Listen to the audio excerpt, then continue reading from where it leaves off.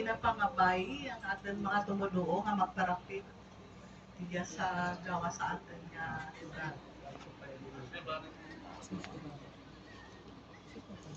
Open yan o yung may bubong? May init pa ba? Bukas na.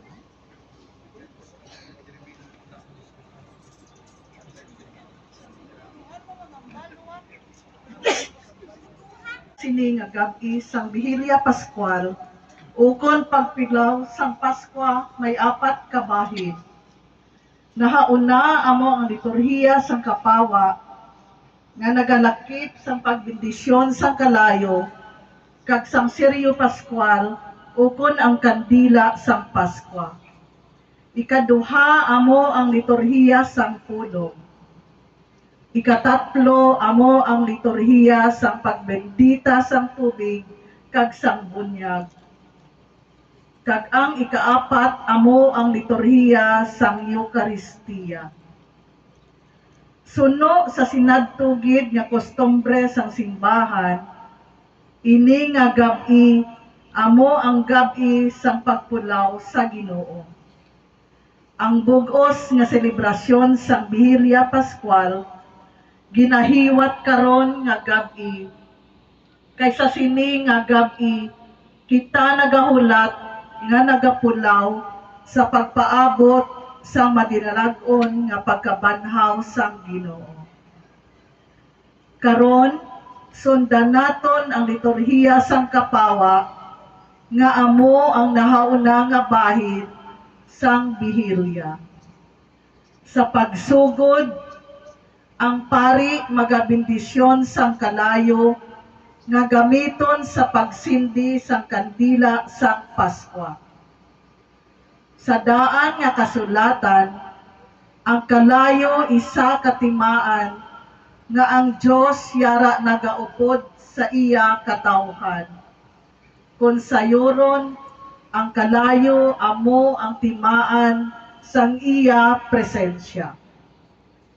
Dayon, ang pari magakurit sang krus sa kandila, timaan nga si Kristo namatay sa krus bangod sa aton.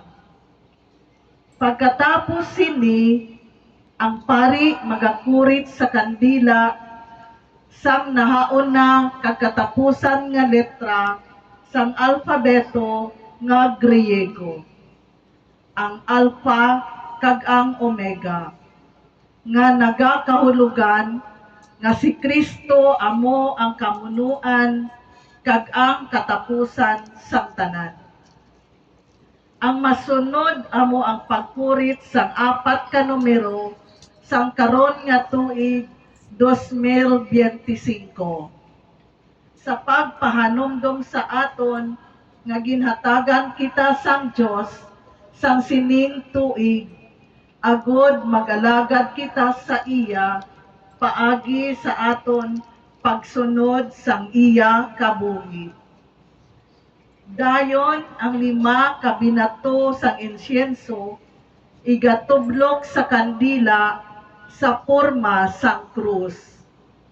Ini nagapahanumdom sa aton sang 5 ka pilas ni Jesus ngang ila pinalian nagapabilin gihapon sa lawas ni Kristo bisan pa nga nabanhaw na siya. Ang pagsindi sang kandila sang Paskwa gikan sa nabindisyonan nga kalayo nagapahangop sa aton sang isa ka larawan. Si Kristo nabanhaw tungod sa mahimayaon nga gugma sang amay, kag ini nga gugma nagaiwag sa kadulom sang kalibutan. Sa tapos sini, ang prosesyon nga ginaunahan sang pari, nga nagadala sang kandila sang Paskwa, pasulod sa madulom nga simbahan, nagakahulugan sa kapawa ni Kristo nga nagasanag sa tunga sang aton kadudulman. Siya nagaiwag sa tanan nga mga tao. Ang pagpasunod sa prosesyon amo ini. Ang una nga magasulod amo ang insensaryo, sunod ang pari nga nagadala sang kandila sang Paskwa, sunod ang mga manugserbe sa misa, kag upod ang mga tumuluo. Sa pagsulod sang prosesyon, ang pari nga nagauyat sang kandila sang Paskwa, magabayaw sini kag magakanta sang ang kapawa ni Kristo. Kita tanan nagasabat, salamat sa Dios. Sa tunga sang simbahan, siya liwat magaamba ang kapawa ni Kristo. Kag ang tanan magasabat liwat, salamat sa Dios. Dayon ang tanan magasindi sang ila kandila nga nakaptan. Ang pagsindi sang kandila gikan sa kandila sang Paskwa nagapaalinton sa aton nga dapat man kita maghatag sang kapawa kag iwag sa iban nga mga tawo. Agod nga makita sang tanan ang aton maayo nga mga buhat kag magadayaw sila sa amay nga yara sa langit. Sa pagsampot sa atubangan sang altar, ang pari nga nagabayaw sang kandila sang Paskwa, magaamba liwat kag ang tanan magasabat. Samtang nagaprosesyon ang mga tumuluo, ginapangabay nga magsunod sa likod sang kandila sang Paskwa, kag indi gid maguna sa sini, kay ini nagalarawan nga kita nagasunod sa kapawa sa kamatuoran, si Kristo nga nabanhaw. Pagkatapos sini, igasunod ang pagbantala sang Paskwa, ang solemne nga pagpaalinton sang pagkabanhaw ni Kristo.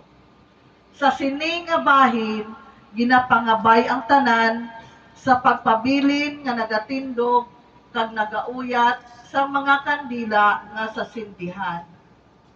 Subong magasugod kita sang aton hilikoton sa nahuuna nga bahin, ang liturhiya sang kapawa.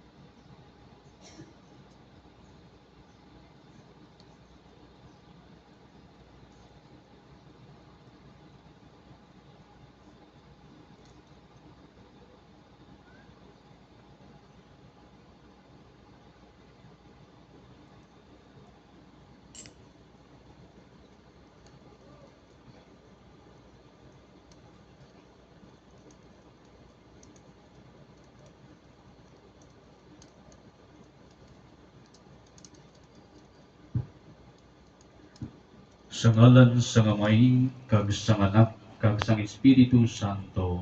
Amen. Hinigugma nga mga utod.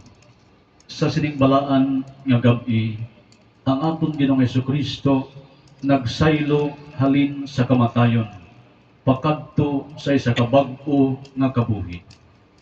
Gani ang Santa Iglesia nagaagda sa iya mga anak, nga nalapnag sa bug-os nga kalibutan, sa pagtambong sing tingog, sa pagpulaw, sa pagpangamuyo.